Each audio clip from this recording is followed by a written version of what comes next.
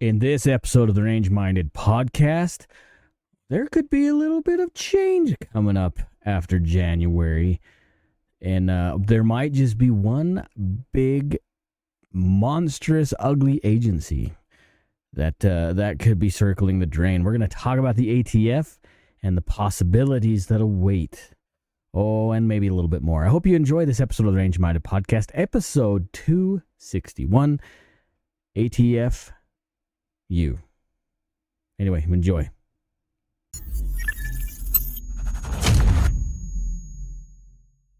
All right, like I said in the intro, we're going to be talking about the ATF. That's the one thing I wanted to talk about right off the bat. This episode may be a little bit shorter, which I'm sure you guys will enjoy.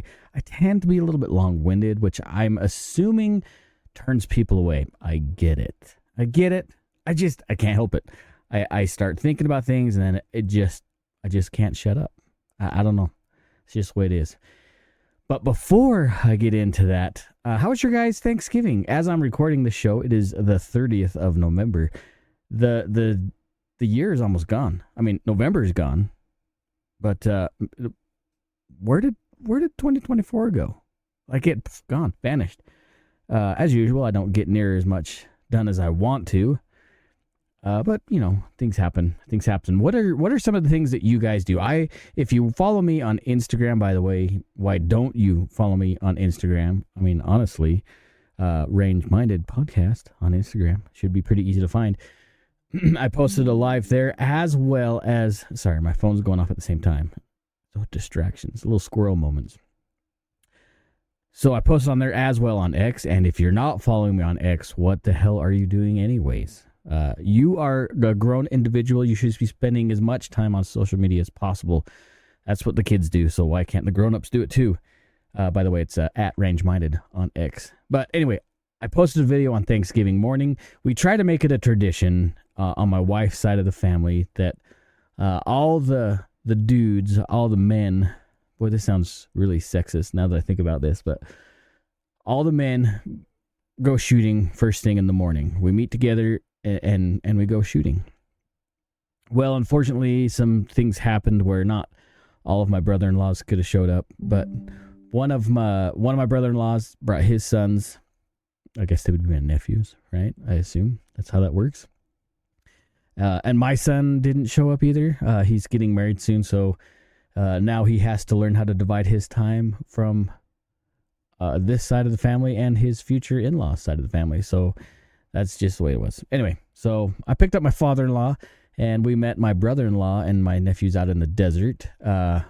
Instead of going to an organized range, we're really blessed on having some really amazing spots to shoot. If you've watched any of my YouTube videos, you've probably seen me shoot out in the desert before. And yes, we clean up after ourselves. In fact, we tend to clean up more garbage than we leave. It's kind of the right thing to do. More people need to do that. Pay attention. Take notes, because you should be doing that too if you shoot out on public land.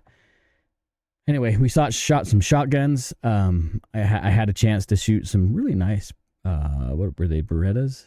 No, Benellis. Really nice. No. Anyway, semi-automatic shotguns. I'm not a really good, I'm not a purveyor of good quality shotguns. I don't spend a lot of time with shotguns. I don't bird hunt. I'm not against bird hunting. I just don't do it. Mostly because it's done when it starts to get cold, and I don't really want to waste my time in the cold. If I do have shotguns, the ones I do have, they're kind of set up for more of a defensive purpose. I do like to shoot clays. I suck at it, actually. I'm really terrible at it. But I do understand, and I can tell when there's a good quality gun in my hand. These are the Extreme 4s, I think is what they were. Yeah, it's oh, they're over there. I should just go grab them. Great guns. Great feeling guns. Man, they shoot so nice. And you can tell a difference when you're shooting a quality semi-auto. You can tell the difference. Now, I imagine if you had something a little bit more expensive oriented towards sporting clays and birds, it'd be even better. What you just said is one of the most insanely idiotic things I have ever heard. At no point in your rambling, incoherent response were you even close to anything that could be considered a rational thought. Everyone in this room is now dumber for having listened to it. God have mercy on your soul. Nonetheless, I really enjoyed it. One of my nephews, I took one of my AR pistols. Actually, all my other nephews shot this, but they don't really get around a lot of gun stuff. Like, my kids have been indoctrinated in the Second Amendment, like bathed in the waters of freedom, indoctrinated. And on the third day, God created the Remington bolt-action rifle so that man could fight the dinosaurs and the homosexuals. Amen. So when we do go shooting, which I don't take my kids shooting enough, but when we do go shooting, I always have an AR. I have my Glocks. I have other stuff that they can shoot. But my nephews don't really get a chance to do it. Specifically, one of my nephews, he lives in a house where, guns really aren't that big of a priority. His real dad, they're divorced. My sister-in-law and him are divorced. Not my nephew, but his dad. Well, that sounded weird. It is Idaho. They're divorced, so my nephew here doesn't get a chance to really get around guns too much. Regardless, I brought one of my ARs. He really likes ARs. He really wants an AR for himself. But his parents just don't. I guess he's really not old enough. I thought he was older than he was. My wife and I were talking about this. He really is. He's only like 15, so he's got some time.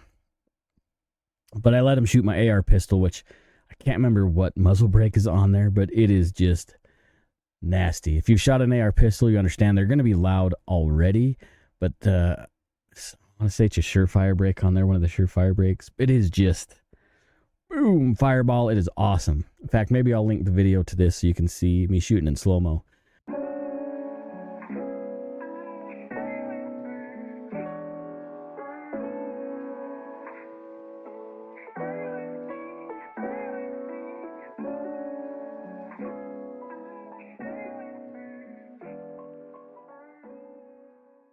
But it's just loud and obnoxious, and he loved it. And so I let all my nephews that were there shoot a magazine through it, and it was just awesome. So that was my Thanksgiving morning. And then obviously we do the Thanksgiving stuff, whatever, after the fact, with turkey and ham, and I just like pumpkin pie. That's all I really care about. But this Thanksgiving was also a little bit different for me. I think I've maybe alluded to it before.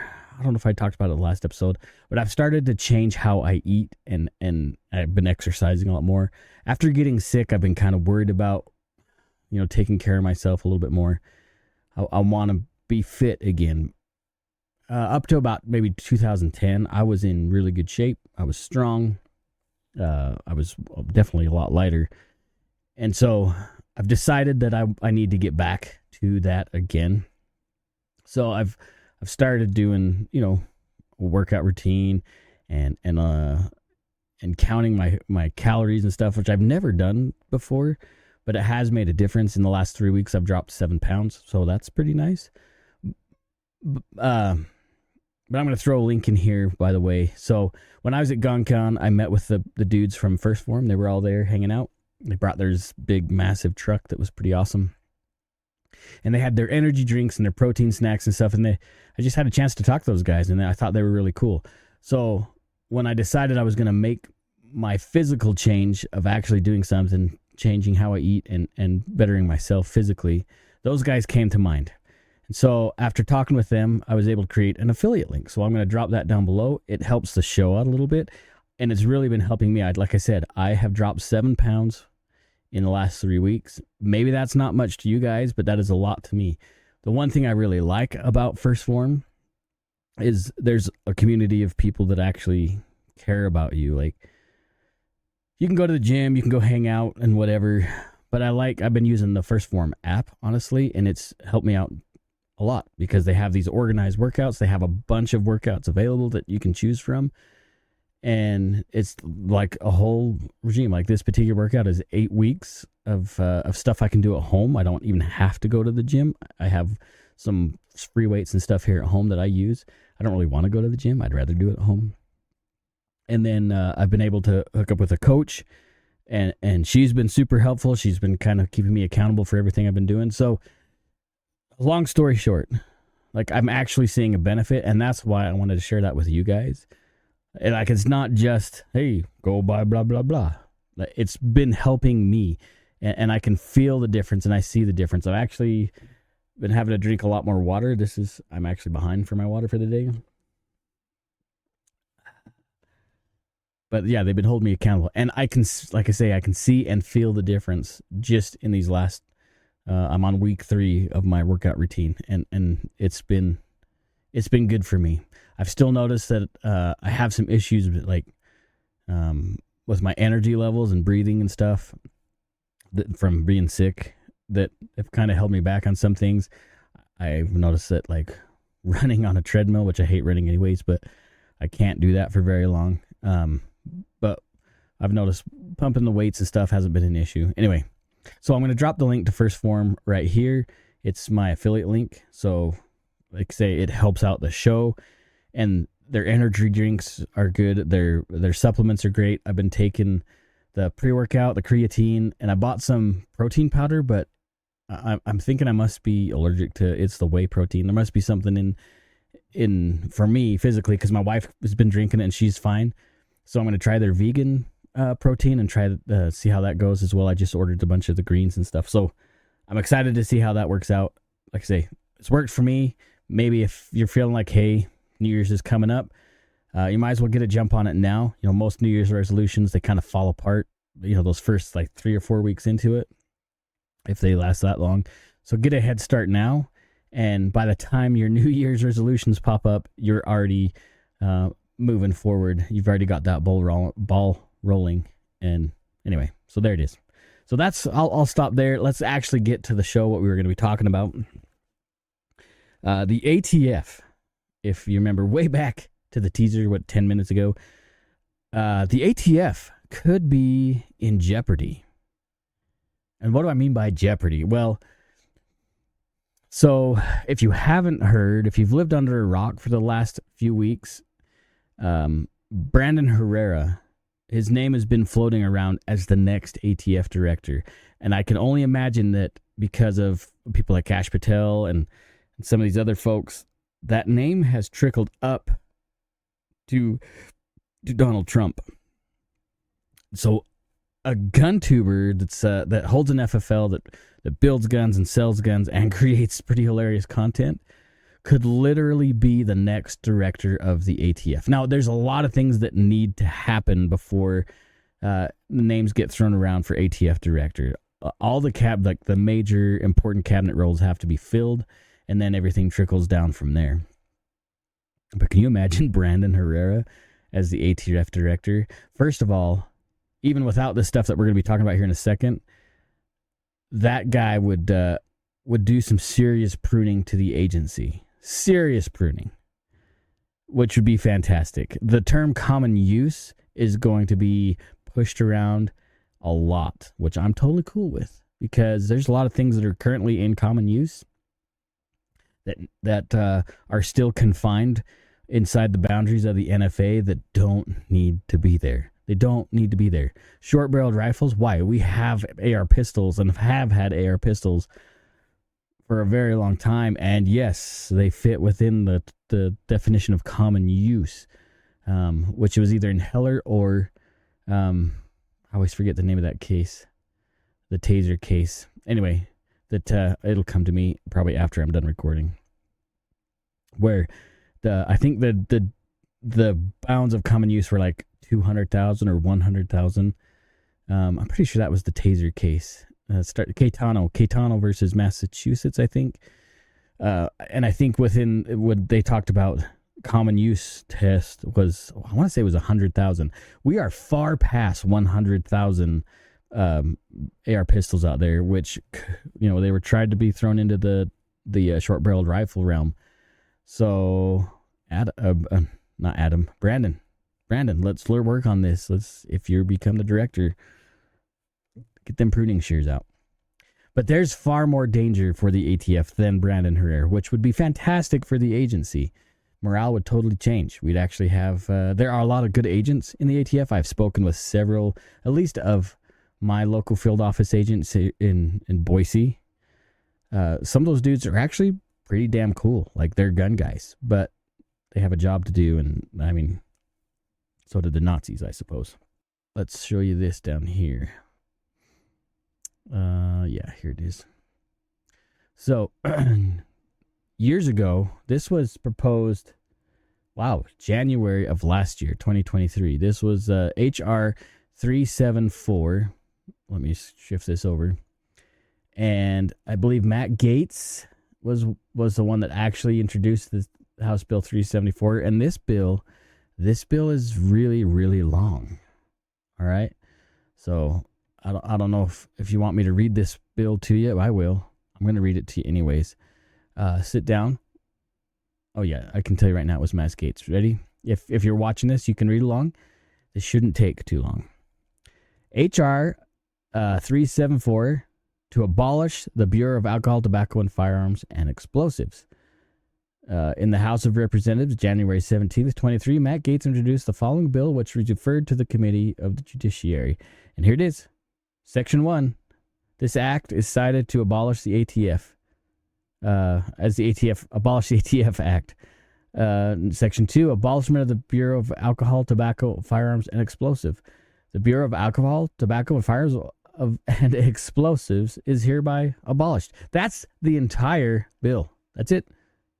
We don't need any flowery text. We don't need any fancy stuff written in there.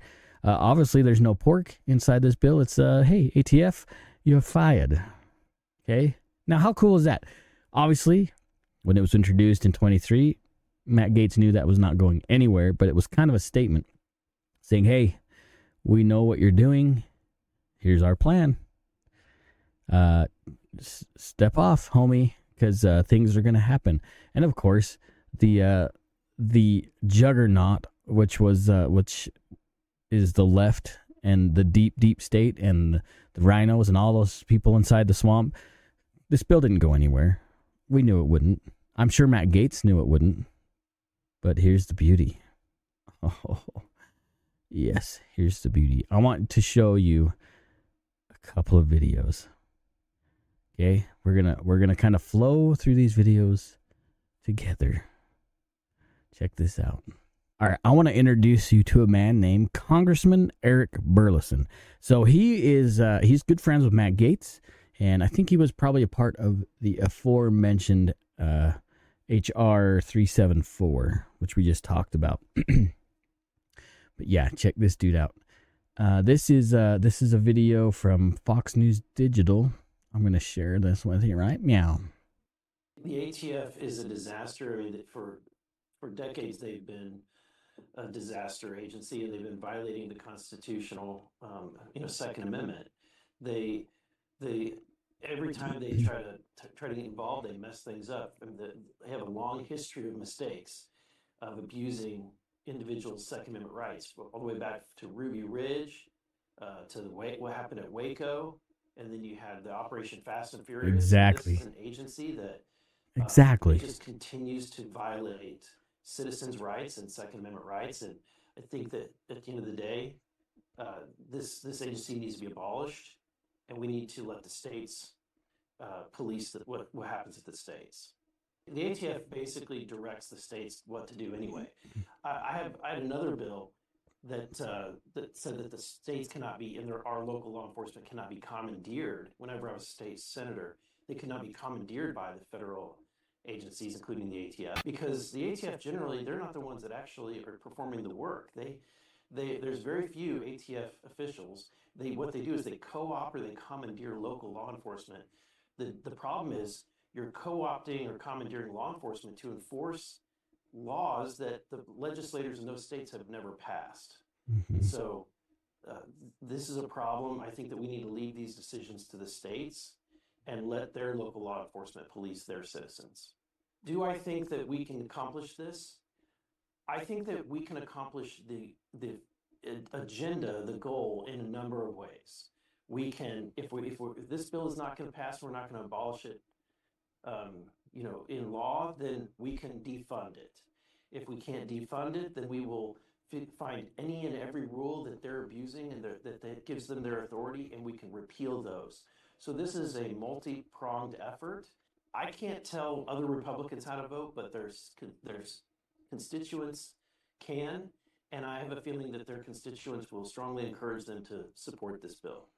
There's a lot of a lot of the ABCs of this town need to be abolished, starting with the Department of Education. Ooh, bomb I dropping think now. that we should eliminate the EPA. Agreed. There's a lot of states that, including my own, that have our own agency. Yeah, that the handles states have stuff environmental inside issues. each Let boundary. all of these decisions be made at the state level. The EPA is making one-size-fits-all rules for the entire United States. They're being more harmful than they're being helpful. So there are a lot of government agencies that that I'm looking forward to the new Doge that Elon Musk and Vivek Ramaswamy are putting together, along with Ron Yes, Paul, which I'm very excited Doge. about. And I'm excited to work with them to find waste and pork in the federal government and consolidate or eliminate entire agencies. Our top priorities heading into 2025, when Trump takes office, I think that he campaigned on securing the border, reducing inflation. He campaigned on making Americans healthy again. These are some of the top priorities and also downsizing government. All of those are the top priorities that I hope that we can accomplish the first 100 days. Also, tax cuts. I think the American people Yes, please. are expecting relief, and the one of the top priorities, in addition, should be that we should, extend the Trump tax cuts and make them permanent. If not, add more tax cuts. Awesome. So there he is. Like, how much of stuff of that do you disagree with, or do you? I kind of like the way all of it sounds. Sounds like a sweet love song coming out of Congress. Abolishing the ATF, getting rid of the EPA, getting rid of the Department of Education. Now, I know some of these sound like extremely radical. What are we going to do? The kids are going to be stupid and the environment's going to crash. No, it's not. No, it's not. Every state has already set up protocols that within the boundaries of those states, they're going to be fine. And just like your sheriff's office or your local PD already knows a lot of the stuff that the guns that are around, they already have protocols there. Here's another one from Newsmax. This is another good interview. So I just want you guys to understand and know, hey, this guy's for real. This guy's kind of nifty. So let's jump here. All right. Listen to this. Republican Congressman from Missouri, Eric Burleson. Great to see you, sir. Also a member of the Oversight and Accountability Committee, doing great work. Congressman, good to see you. Welcome into Newsline today. Great to see you too. All right, so ATF, you say this is a disaster for the American people, that it should be abolished. This is legislation that you co-sponsored with former Congressman Matt Gaetz, and it does fall under ATF, under the DOJ. So explain a little bit more in depth. If you get rid of the ATF, what should replace it, how to protect, obviously, the Second Amendment for Americans. Yeah, thank you. The ATF is really a duplicative agency. They co-opt the efforts of each state, duplicative. whether it's a sheriff's office, a local police, or a highway patrol. They commandeer those resources. Listen to this. To bend their will and have them enforce the radical and anti-Second Amendment policies of a bunch of bureaucrats in the ATF. And they have abused the Second Amendment again and again and again.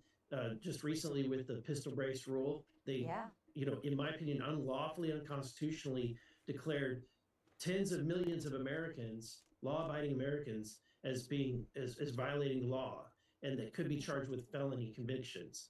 This is a rogue agency. I think that they've been a disaster from the beginning. When you look back throughout history, they're the ones that are responsible for some of our most embarrassing moments. When you go back to Ruby Ridge or what happened at Waco, look at Fast and Furious, Operation Fast and Furious, the disaster that was.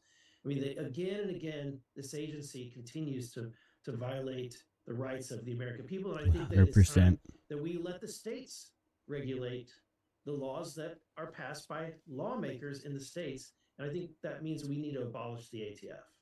Well, it looks like there'll be a lot of changes with the new administration. So you can already see that Mr. Burleson here, yes, I had to look at his name that I wrote down. He wants to get rid of the ATF, which I'm fine with. I'm okay with. So he wants to, or he suggests that the states have the ability to regulate the laws within their state, which they do, 100%. So here's a little bit of a pushback on just throwing the ATF all the way out. First of all, each state's going to be a little bit different, which they already are.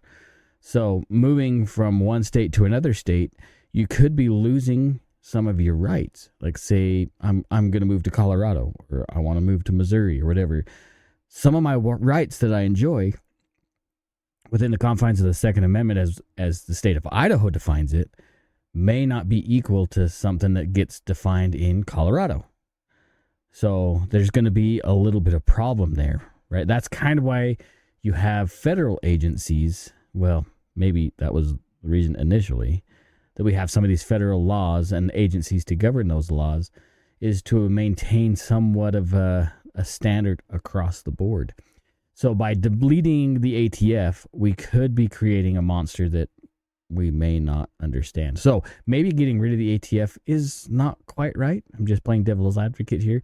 Maybe we should, like I was saying in the beginning, prune that extremely down to maintaining some kind of a federal standard that states can't go past, right? Kind of like, the way the Second Amendment should be altogether is, or let's look at speech, right? Speech is a better way to put it, because that's a guaranteed right as well.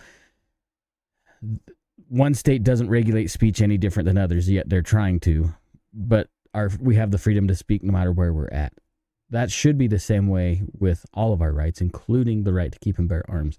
So that standard needs to be kept. So maybe we have the ATF there for certain reasons. Now, when it comes to machine guns or suppressors or short-barreled rifles or short-barreled shotguns, I feel like the ATF is, the NFA in general is outdated, it's outmoded.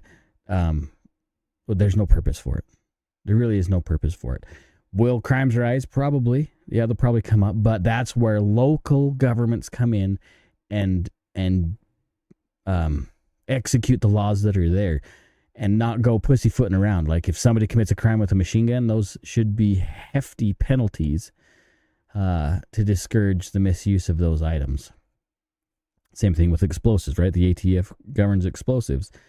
If somebody blows up a Walmart, well, then there should be hefty fines, or not fines. I don't think that should be a fine. There should be other penalties attached to that.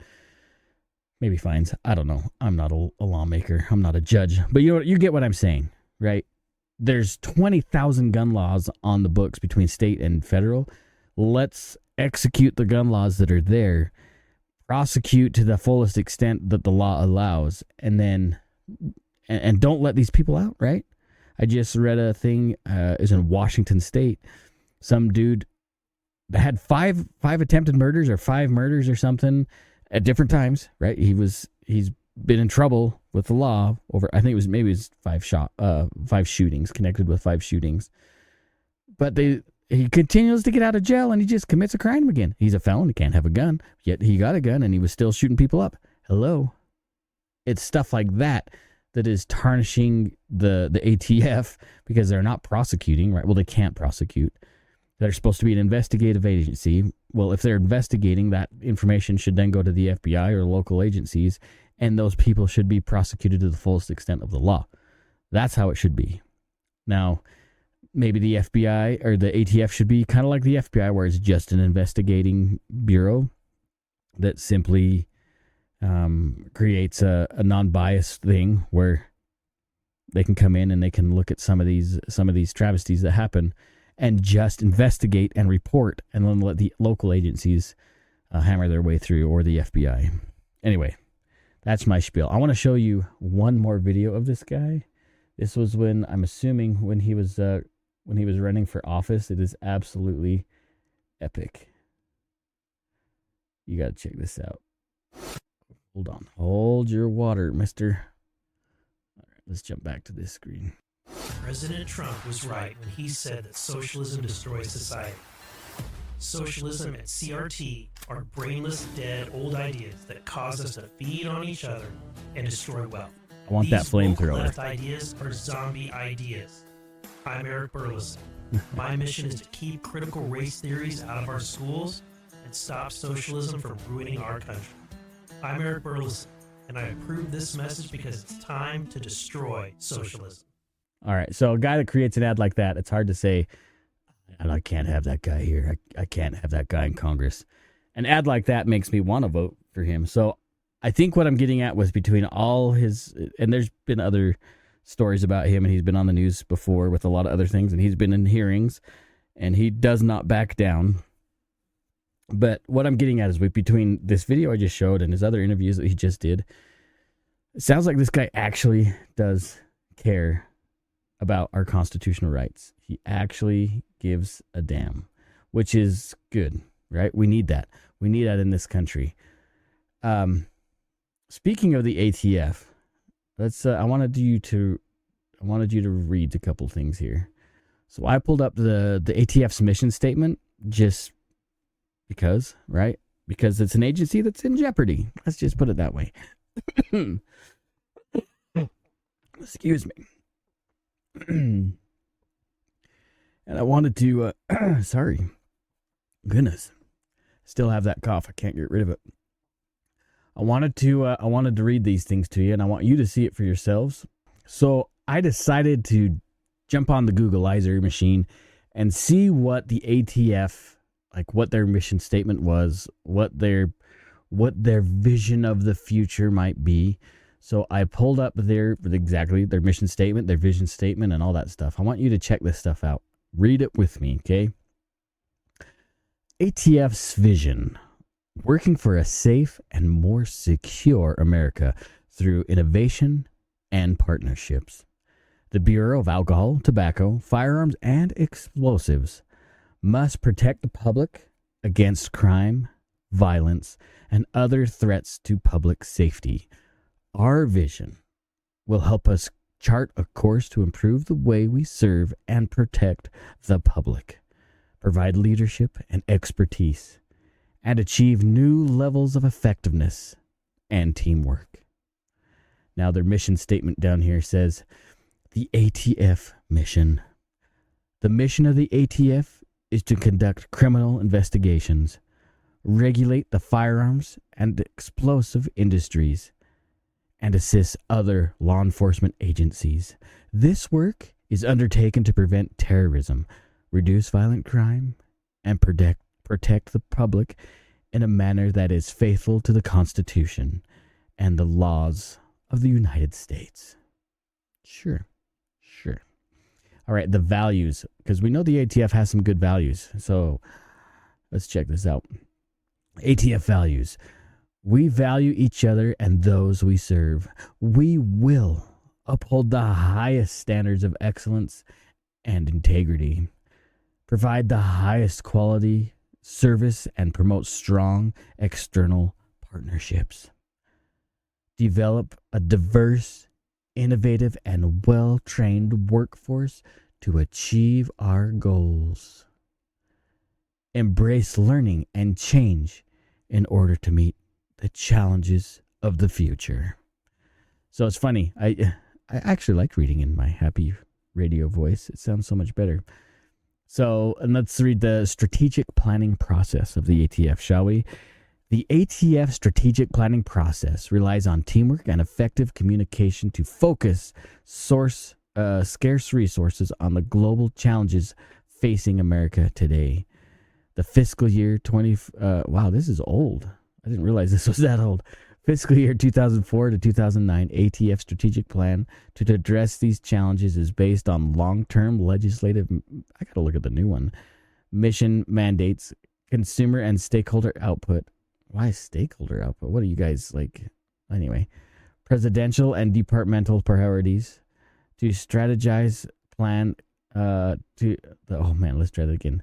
The strategic plan and goals are developed by the ATF strategic leadership team to establish the framework on which we develop and implement annual operating plans. The plan consists of 3 strategic goals representing firearms, explosives, and arson, and alcohol and tobacco. Man, hello, run-on sentence. There's commas for a reason. The format of the strategic plan is as follows. Strategic goals, high-level statements of what outcome is needed, objectives, statements of what will be accomplished, and tactics, actions that will be taken to attain an objective. I wonder if there's any new ones. Like, I didn't realize this document was that old until just now when I read that last statement. Boy, that makes me such a great host, right? Such a great host. So, anyway, the ATF, actually, I pulled this straight off of their website, so they haven't updated it since 2004. Well, that's fantastic. Probably that's the last time I had a real, actual director of the ATF. Who knows? I didn't look that up. It's kind of frustrating, honestly. So, we've needed a director for the ATF for a very long time, and it's taken a millennia, it feels like. We have Dettelbach, we've had that other guy that was a wiener. We had a guy that they wanted to appoint that happened to be tied to Columbine. Oopsies, Freudian slip. Waco, and yeah, he was also connected to Ruby Ridge. Do your research. I think we did a show about Ruby Ridge. Maybe you should look that up. It's interesting to see that the ATF, like their goal here, you know, their values, their goals, we just read through them, is to keep the public safe and investigate crimes and establish priorities, right? To help from terrorism, whatever, all this stuff, right? Yet their grubby little fingers are tied to things like Ruby Ridge, Waco, Fast and Furious, and who knows what else out there that just hasn't been brought up to the public limelight. It's really frustrating, right? There's a lot of corruption in these agencies. And when you get people like Barack Obama that throw in someone like Eric Holder that leverages the ATF to do things to create these crazy scenarios so they can push the thumb down on the citizens, that is corruption. That is disgusting. And I think when the future will bring up some of the things that have been happening over the last 8 to 10 years that should be pretty eye-opening. I think this kind of stuff happens under every administration, right? They're all being manipulated.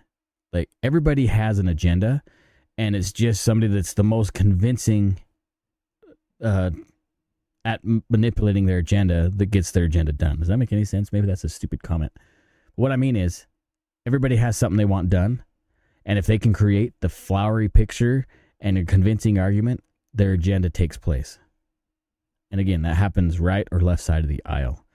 And who loses? The American people lose. So, on a lighter note, I was traveling through the ATF's website, and I had no idea that this page existed on the ATF. This is hilarious, in my opinion. Like, I actually chuckled when I pulled this up. Let me screen share this with you guys. This is ridiculous. To think that the ATF has this stuff on here. I'm just trying to fix my screen so it captures the best. All right, this still too big. So what happens when I throw videos up? Like, all this stuff changes. All right, you ready for this? Check this out. Maybe you knew this existed, but the ATF has a gift shop. There's a place on their website that you can buy stuff branded with ATF logos. Like this is their cute little mouse pad here. This first one, that should be a challenge coin, because that's actually kind of cool. That is it's a mouse pad, and for those that can't really see it, in the middle there is a ticking time bomb that's like 4 sticks of dynamite with a clock. And then one of the wires goes down to a pack of cigarettes. Another wire goes to an AR-15, and which looks like a Glock. The next one goes to a moonshine still. Another one goes to a fire. And then the last one goes to a computer, which I can't read what it says on the computer screen. But I think that's hilarious. And it's out of stock, but normally they're only $4. There's a nice little stocking stuffer. You can get a challenge coin over here for $8.99. Everybody wants a challenge coin. What else we got here? A pocket jotter, which I have. Maybe that's like a notepad. What is this? We're going to click on this. What is a pocket jotter? This pocket jotter fits easily into your pocket or bag for the on-the-go convenience. No matter where the day takes you, features ruled paper. Oh yeah, business card slot. So you can actually, it's a little notepad. That's funny. I think this is hilarious. Like, why are we not trolling the ATF gift shop more than we should be? Coffee mugs. Oh, a little Noir mugs. There's a patch, a cheap-ass pen for 99 cents. This is where our tax money goes, by the way. These stupid little trinkets. Page 2. This top one here, there's a little red screwdriver. I have this screwdriver. You can buy these on Temu for like 90 cents or probably less than that now. I didn't get mine off Temu, but I found them on Alibaba and other places. I think on Amazon they're like less than $5.99, and I could even laser whatever I want on that logo there. Let's see. There's shot glasses, which everybody needs. ATF shot glasses. Lapel pin. That's tempting. Here's a 50 caliber bottle opener, and yes, believe it or not, there is ATF athletic wear. So here's a nice. Oh, this is for youth even. It comes in youth sizes. This is like a sweatshirt with the ATF athletic symbol on it. You can buy some sweatpants so you can blend into the community. But this is what made me absolutely... I laughed out loud when I saw this. They have dog plushies. So maybe like all these little puppies are the ones that, I'm not going to say it. You know exactly where I'm going about dog plushies. Maybe these are targets. Maybe these are nice little plushy targets that they put down range and they do some training with. But they're cute little plush puppies with ATF collars on them. Freaking hilarious. Something I am pretty tempted to buy on their shop here. Now I can't find it. They had cufflinks. Where did they go? I want ATF cufflinks. If you want to buy me something for Christmas... here they are. ATF cufflinks. They're only $15. So if you're looking for a stocking stuffer to send to Steve here at the Range Minded Podcast, I will take ATF cufflinks. I think this is hilarious. They're doing it as an honest, like, hey, we could do something. Reach out to the public. Let's change our public perception, and by selling shit on their website. Like, this is absolute junk, by the way. But I'd still take it. That ATF lanyard, key lanyard, is actually pretty awesome. Christmas ornaments. If you need to get your holiday shopping, look, if you want to have it there by Christmas Eve, your shopping has to be done and put in by December 13th here on their website to guarantee that it'll be there by Christmas. Let's see what else they got here. Lots of Christmas ornaments, actually. That's kind of funny. Look, there's a USB. Oh, here's the mouse pad. Here, it's not. I'm going to click on this mouse pad. Like, this is stupid. Like, I'm probably going to get in trouble for showing you their website, but, yeah. I would take this mouse pad, too. This is hilarious. This is absolutely, like, ghetto hilarious. Oh, look, you can get a phone charger. I got to get off their website. They're probably tracking me as we speak. FBI, open up! So, I just thought I had to show you that gift shop. That just makes me laugh. It's hilarious. I'm sucked back into the gift shop. All right. Let's shift gears. Ta-ta. Let me get a drink real quick. Mazel tov. So, one of the things on the NFA, this kind of surprised me. Now, this is not a news story. I can't remember if we talked about this, quite honestly. but it's still kind of interesting. So let me share this with you. So this is, well, I guess this is last month, October 8th, almost 2 months ago. The numbers for suppressors came out from the previous year. So I thought this was rather interesting. So again, this is an article from the NSSF. You don't have to be a member of the NSSF to jump on and read some of their articles. In fact, I would encourage you, if you're into like 2A news and quality information, there's so many resources on the NSSF website. Say that 15 times. I got bronchitis. Ain't nobody got time for that. If you don't know who the NSSF is, they're the ones that are responsible for SHOT Show, which is coming up, which I'm trying to get to. You could help me out if you like. That'd be great.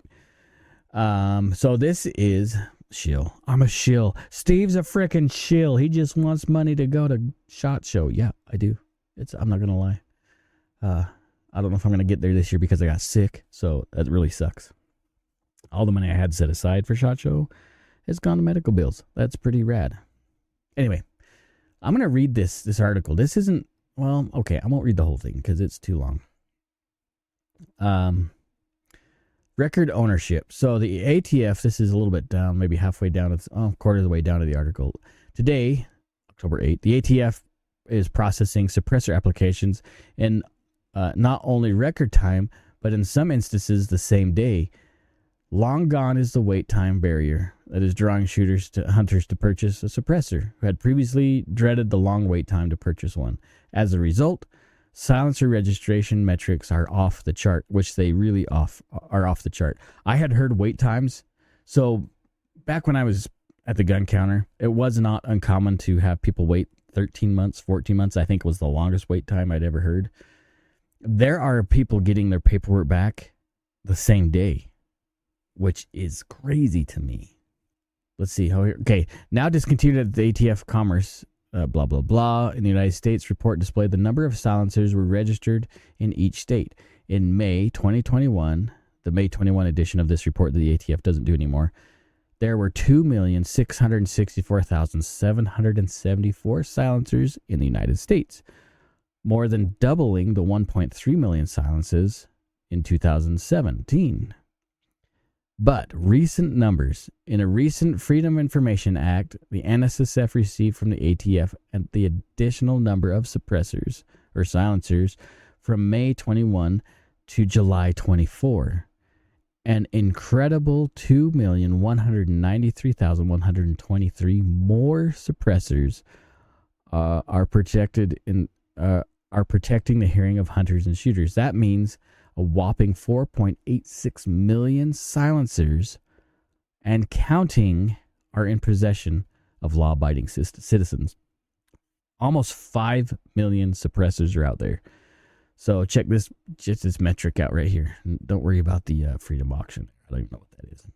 So in 2017, there was 1.2, almost 1.3 million silencers. By 2021, there was 2.6 million. In June of this year, 4.8 million suppressors. So we talked about common use a little while back. Now look, you cannot tell me that suppressors are not in common use. So this is fantastic news. And again, this all goes back to repealing the NFA. Suppressors are nothing more than a muffler. They're not going to make your gun movie quiet, right? That doesn't exist. That doesn't happen. So this is awesome. And if we can get rid of the NFA, that is all the more merrier, right? How amazing would that be to get rid of that? Some dudes really like patches, right? I am one of them. Look at this, right? My patch wall behind me here, right there. I love patches. patches, I don't know what it is about them. They're just fun. They're kind of a way to express yourself. And I know you guys know, but just a reminder, I do have patches available on my website, rangemindedpodcast.com. There you can make your patch purchases. And unfortunately, I'm just a small guy. I have to charge shipping because I can't afford to ship things to you for free. Sorry. I know that's the way it is. Some people, that's a hindrance. But maybe I need to make a deal if you buy all 4 patches. I'll do a patch set. We'll figure it out. Maybe I should do that. Anyway, they're available on the website. Prices are there. You can coordinate shipping and everything right there at the website. Makes life easy for me and for you. So if you like patches, like me, jump on over there, grab some patches. It's a good time. Good time. I remember what I was going to talk about now. Kind of had a brain freeze there for a second. So last week I went to Boise. I went to sit in a class. You remember Steve Yerger that we had on the show a couple episodes ago? Well, I ended up sitting and auditing one of his classes that he had held for some attorneys. It was kind of interesting. It was kind of opening. It was a fun class. So what I'm getting at with that is, don't be scared to reach out and interact with more people in the 2A community. I didn't know Steve from Adam from the beginning. We happened to meet on Twitter. We communicated a lot, found out he was from Idaho, found out he was an firearms educator. He's an expert witness. If you want to know more about Steve's story, I understand the audio in that episode was kind of meh. I get it. It was a long story. We did the best that we could with what we had. He was on the road working. So anyway, but as an expert witness, he deals a lot with attorneys and that kind of thing. It was an interesting, eye-opening thing to see how some attorneys think, how they create cases, the information that they need. It was kind of cool. Let me put it to you this way. I think it's important as not just firearms owners, but if you carry pepper spray, if you carry a knife for defensive use, brass knuckles, Kubotan, whatever, you really need to understand the implications. There's the word I'm looking for. Of if you have to use a life-saving tool in defense of you or a loved one or somebody else, right? If somebody's life is in peril and you have to use that life-saving device, there's so much to the what will happen next. I think, well, and I know from my time teaching, when I'm teaching, Idaho has 2, we talked about this before, Idaho has 2 concealed weapons. I can teach either one. In the enhanced one, we talk about the legal side of it all. But all those educators or those students I have had in the past, a lot of them don't think about what's next if they have to use a gun. I think a lot of us fall into the category of, hey, I was defending my life. I have the right to keep and bear arms. The Second Amendment qualifies me to defend myself. Yes, but no, right? When we have to use our tool in a life-saving situation, the cops are going to show up. They got to investigate. They don't know who the good guy or the bad guy is. They have to conduct an investigation. So because of that, you might be treated like a criminal. And we don't like, innocent people don't like being treated like criminals. And guess what? Criminals don't like being treated like criminals either. So it's kind of a dichotomy there. So as we go through this, if we're trying to fortify our case legally and we get in a sticky situation, things could happen. A defensive case is expensive, right? It's going to cost you a fortune if you have to defend yourself in court. A fortune. The Kyle Rittenhouse case, I think it was like $600,000 or something. It might even be more than that. And that's just a criminal case. The civil case, right? Like it's expensive. And it's just the way we live in a litigious society.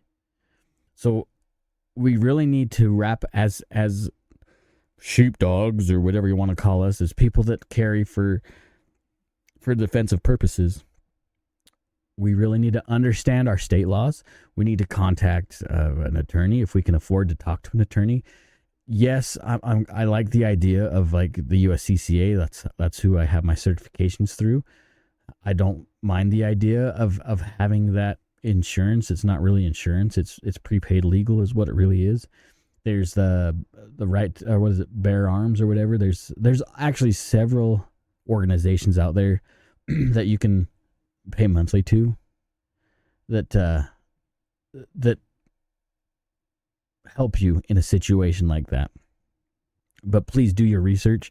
Some of them are less favorable than others. I'm not going to tell you which one you should join. But I think it's important for you to do the research when it comes to that. Also, you absolutely need to understand your rights and responsibilities as a concealed carry holder. Like I said, attorneys are expensive. I was listening to a conversation between a couple of those attorneys there last week at that class. They were talking about travel time, and he's like, "Yeah, it's $50 an hour to travel." And when he was telling the other guy that, the other guy acted like, "Are you kidding? You're getting ripped off. That's not enough. $50 an hour to drive. That's pretty good money. I don't make $50 an hour." So, attorneys aren't cheap. That's what I'm getting at. Defending yourself is not cheap. You need to understand those laws, okay? You need to understand the rules inside your state. Really, the actuality is a lot of times it's better as a defender just to avoid the conflict altogether. Don't get road rage. Don't implicate yourself into something that you could have avoided. That's what I'm getting at. So, like, there's so many avenues I could go on this. You just need to be careful, okay? Don't think because you have a concealed weapons permit, you've had the background check, you bought the gun legally, you're an upstanding citizen, you've never broken the law before. Yeah, all those things could play a role in your case, in your defense, but it doesn't pay your court fees. It doesn't just let you go, because there's a lot of folks that think they're in the right. They think they've done the right thing, but they made a terrible choice, a choice that cost them a lot of time in jail or an excessive amount of money in their defense. Just be mindful. I guess that's what it comes down to. There's a lot of good books out. There's the Andrew Baranka book out there, The Law of Self-Defense. It's a good book. Yeah, I guess what I'm boiling down to is just because you carry a life-saving tool doesn't make you the hero. You got to use your melon. You got to get good quality education from good quality instructors that help you develop a mindset being a safe person. Tactics are one thing. Yeah, I can teach you how to shoot a gun. I can teach you how to put holes in a target. We can talk about stands. We can talk about grip. We can talk about sight alignment. We can talk about all that stuff. Trigger press. Sure, I can teach you all that stuff. But I can't make the decisions for you. Your gunfight is not my gunfight. I can't be there. Like, you're not going to be able to call me and say, "Hey, Steve, there's about to be a defensive situation. What do?" I can't be there for you for that. I'm not your attorney. I'm not going to be the guy that's going to take the fall for you. You need to learn to develop a good mindset. And some of that is just avoiding the conflict altogether. So find a good place for that kind of education. Again, the Andrew Baranka book is a good place to start. There's just keep taking classes. Like, don't stop taking classes. You don't want to make your brain smooth, I guess is what I'm getting at. And the world that we live in, the country that we live in, is just getting crazier. It's just getting worse. It seems like there's more emboldened criminals out there than there used to be. Maybe there's not. Maybe that ratio has never changed. Maybe I'm just seeing it more. Does that make sense? I don't think so. I think it's actually an increase. Well, if you look at the data, the FBI crime data, yeah, it's going up. which means we have to be more vigilant, which means we have to make better decisions beforehand. Maybe we just don't go to those places, or we don't go there at specific times. We pick different routes. We pick better places to shop. We pick better places for our kids to go to school. Maybe we homeschool, whatever. All those things play a factor, and there is no cookie cutter answer for all of this. Like, everything is situational dependent. Everything is family dependent. Everything is you dependent. You have to make those decisions. And though all the education in the world is beneficial and helps you create a decision, none of those classes can make that decision for you. But you need the information to make a qualified decision. Does that make sense? Hopefully it does. Anyways, friends, I really appreciate you. I'm going to let you go. The show was not as short as I thought it would be, but it is what it is. I love you guys. I am so thankful for you guys for hanging out. Again, if you want to find some patches, you can jump on the website. There's ways you can contact me on the website, rangemindedpodcast.com. If you want to follow me again on Instagram, it's Range Minded Podcast. Range Minded Podcast on Instagram, Range Minded on Twitter. Facebook is a Range Minded Podcast. Even TikTok, which I've spent way less time on TikTok. I don't even know why I still have it. I should just delete it because TikTok kind of sucks. So anyway, but I'm on there as well, Range Minded Podcast. If you want to jump on some other episodes, that'd be great. But what'd really be helpful, honestly, is if you're watching this on YouTube or you're watching this on Rumble, well, even listening to the audio version of this podcast, please like it. Please leave a comment and share it with somebody else. I really would love to see 100. I don't have that many subscribers on YouTube or Rumble, but if I could see those numbers hit 100 before the end of the year, which is a big deal, right? It's not a big deal to you. It's zero deal to you, but it is a big deal to me because it means I'm getting to more people. My stories, my logic maybe makes sense to more people. I appreciate that. I really appreciate you guys hanging out. I love you guys. Don't forget, you got to take somebody shooting because the Second Amendment depends on you. You guys be safe. Take care.